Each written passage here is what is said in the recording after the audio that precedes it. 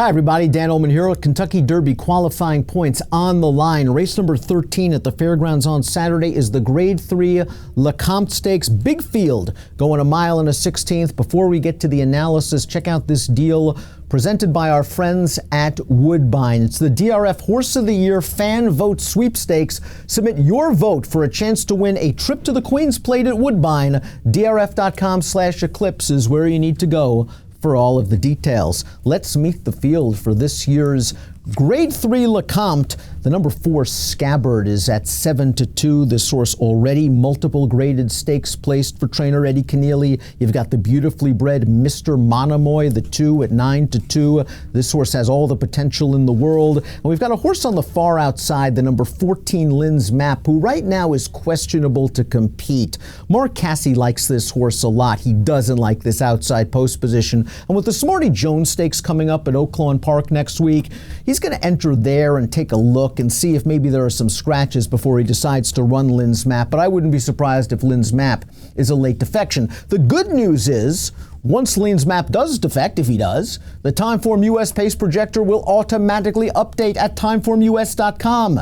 It always automatically updates after scratches. We have a red bar situation. Timeform US believes there'll be a fast pace. I agree wholeheartedly, and I also agree that the 13 Sycamore run, an impressive debut winner, will be the one to carve out the fractions. If the pace is fast, it could help the number 1, Finnick the Fierce, who's likely to come from far out of it. Now, Finnick the Fierce improved by leaps and bounds last time out, finishing second in the Grade 2 Kentucky Jockey Club at a whopping 87-1. Handicappers must ask themselves, was that improvement due to a horse that just appreciated stretching out for the first time in his career, or was it the sloppy track? I think the jury's still out right now, and it's impossible to tell, because ever since that Kentucky Jockey Club race, this horse has come back and has worked with purpose. A couple of bullet 5 furlong drills. It makes me think Finnick the Fierce is just getting good, and he might be okay on fast going. Now, he's going to have to get a trip in this big, bulky field coming from way out of it, but the pace scenario works. Maybe he's a horse that can pick up the pieces again and get a piece of the pie at a giant price. The 2 is Mr. Monomoy. He's by Palace Malice. He is a half-brother to Monomoy Girl, one of the better fillies we've seen over the last several years. And while Mr. Monomoy was beaten as the favorite last time out, I don't think he ran badly at all. Consider it was his first start around 2 turns. He caught a wet track, and I'm willing to give him that race. On fast going with this inside post, he's going to have to likely come from farther out of it. They were not going very fast in the early portion of that last race. But he showed in his debut sprinting, at a distance that's probably a little short for him, that he's more than capable of passing horses in the lane. I'm expecting Mr. Monomoy with a good break to settle in mid-pack while saving ground, and he's a very logical runner in this spot for a dangerous trainer in Brad Cox. The 3 is Perfect Star. Perfect Star's won 2 out of her last 3 races. Both of those races on turf, and I think that's where his future lies. I think he's taking a shot here in the Lecomte. The Dam was a Grade 3 winner on the turf. Perfect Star is a half to her eminency, a Grade 1 stakes winner on the turf. The one and only start on dirt for Perfect Star was the career debut sprinting, a distance probably a bit too short. I won't hold that race against him, but in the 2 wins on turf, he controlled the pace, and it just seems very unlikely that he's going to control the pace with some fast stretch-out sprinters in here. I'm going to wait for Perfect Star to get back on turf. I think he has some potential. Scabbard is the number 4. Scabbard, debut winner at Churchill Downs. They shipped him up to the Spa for the Saratoga Special. We'll watch that race right now, and he ran a fine second that day. We see Scabbard in the red cap. He's going to angle to the outside, and he's going to pick up some pieces behind Green Light Go, who was a very good early 2-year-old over the summer. Good effort for Scabbard, and he backed this race right up in another good performance in the Grade 3 Iroquois. His first time around 2 turns, he took on the extremely promising Dennis's Moment. He was forced to check and steady on the inside about a half mile from home. He was forced to re-rally, and he only was beaten less than 2 lengths. I liked him in the Breeders' Cup Juvenile off of that performance. Didn't fire in the Breeders' Cup Juvenile, but a lot of horses didn't fire over that deep Santa Anita track. I'm willing to give Scabbard that race. He's got a nice pedigree. He's by More Than Ready. The Dam was a Grade 3 placed dirt sprinter.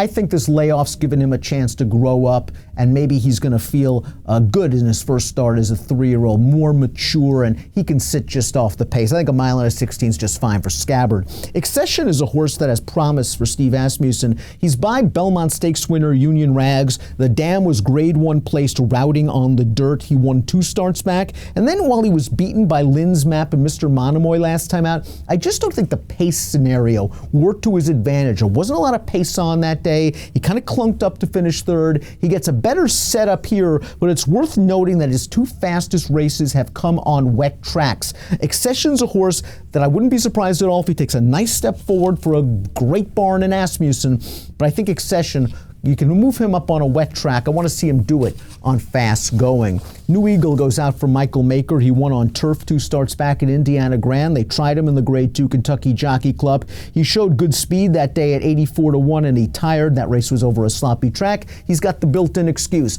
Now they're going to give him an opportunity, hopefully over fast going.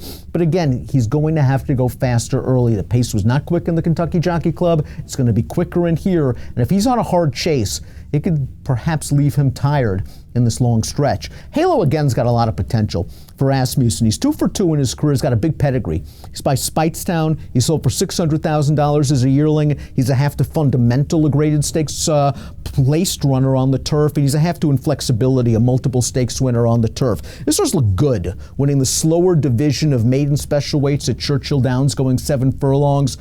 And then Asmussen showed a lot of confidence. Let's watch this race. He stretches him out 2 furlongs to a mile and an eighth, chips him to Woodbine for a run over a synthetic surface. He's down on the rail. And this is a professional 2-year-old. He sees a tight opening, he bursts on through, and he really runs this last 16th of a mile. The 5th place horse in this race came back to graduate at Tampa Bay Downs with a 76 buyer. This horse has a lot of pedigree. He's just going to have to run a little bit faster. Career best buyer of 72, but so far he has done nothing wrong, and I really like his professionalism. Jack the Umpire is up next, and they put blinkers on Jack the Umpire 2 starts back. He's responded with 2 wins, and he's responded with blowout wins. Here's a win in the Jean Lafitte last time out. He just showed this field his heels from the get-go. He opened up a big mid-race lead. He holds on to win. Buyer only came back a 63. The 4th place finisher of this race came back to win the Louisiana Futurity against Statebreds with only a 63 buyer. And while he has a nice pedigree, he's by Bodemeister, and the dam was a very good Louisiana bred, a multiple stakes winner on the dirt. Jack the Umpire's going to have to deal with a fast pace, tougher horses. We'll see how he does as he tries to stretch out a little bit more. I think Silver State's very interesting for the Asmussen barn. $450,000 son of Hard Spun out of a stakes-winning turf sprinter, dead heated for the win in his career debut. And then off a 2-month layoff, he only got beat a nose last time out.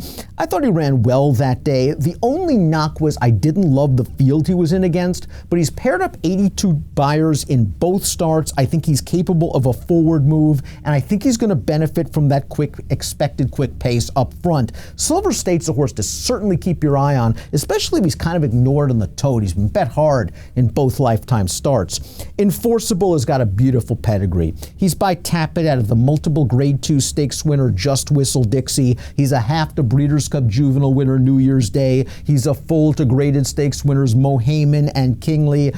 And he won at a mile and an eighth as a 2-year-old. No small feat. He did it at Saratoga 3 starts back. Let's watch that race right now. And Enforcable's just reaching out for ground. He's on the outside right now going after this pace setter, and he's going to get it done. And after that race, he just seemed to perk up. He ran a good 3rd in the Grade 1 Breeders' Futurity behind 2 excellent 2-year-olds, Maxfield, Governor Morris. Then he ran 4th in the Kentucky Jockey Club over a sloppy track that he didn't have to like. This is a horse that's going to get some pace to run at in the Lecomte. And while he may want a little bit more ground than this distance, this is a horse that you should keep an eye on because no small feat. Winning a mile and an eighth as a 2-year-old. He's got a lot of experience and a big pedigree.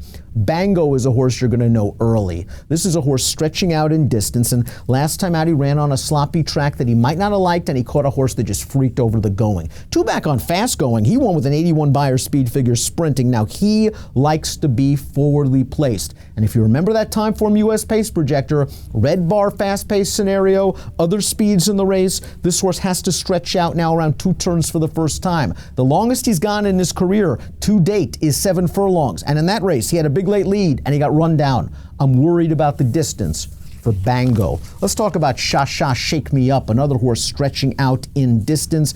Shasha, Shake Me Up looked good in his career debut, going 7 furlongs, which is not an easy distance for a first-time starter. He won very, very easily, and then he caught a wet track in the Sugar Bowl Stakes. He didn't have to like that wet track. He's by Shackelford. I think he's bred to get this distance. I just wonder if stretching out, he's going to be a little bit too close to this fast pace, and it could set him up for the closers. We expect Sycamore Run to make the lead. He's by Street Sense, the Kentucky Derby winner. The dam was very versatile, multiple stakes placed on turf and on dirt, routing and sprinting, and this horse earned an 85 Beyer speed figure in his career debut. He has talent. Distance is going to be the big question mark here, considering, and the pace scenario, obviously. He won his 85 Beyer. He did it over a sloppy track. He did it without changing leads. He's going to have to be a little bit more professional, and he's going to have to go this distance, and he's going to have to run hard every step of the way. I think there's a lot of ability here, but there's also a lot of question marks. Because of that fig, he might take a lot of money. Lynn's Map we talked about in the Open. He's likely to scratch out of this race and perhaps run on the Smarty Jones at Oaklawn. He's a horse that would probably be one of the ones to beat in that race, earning an 82 Beyer in his last race, beating a couple of these horses. But this outside post position is just no bargain at all. If he runs in here, he's a contender, as we see from my top selections. I put Lynn's Map in there in case he runs. But I think this race is going to go to Scabbard, despite the small layoff. I liked what he did as a 2-year-old. I think he fits this class level very well, and I think he fits the race shape very well in that he can sit in mid-pack and take advantage of the quick pace up front. I went 4, 13, 14, 2. If Lynn's Map is out, I'd throw Silver State in as my 4th pick. It's the Grade 3 Lecomte Kentucky Derby qualifying, points on the line. Approximate post time at the fairgrounds on Saturday, 5:55 Central. Good luck.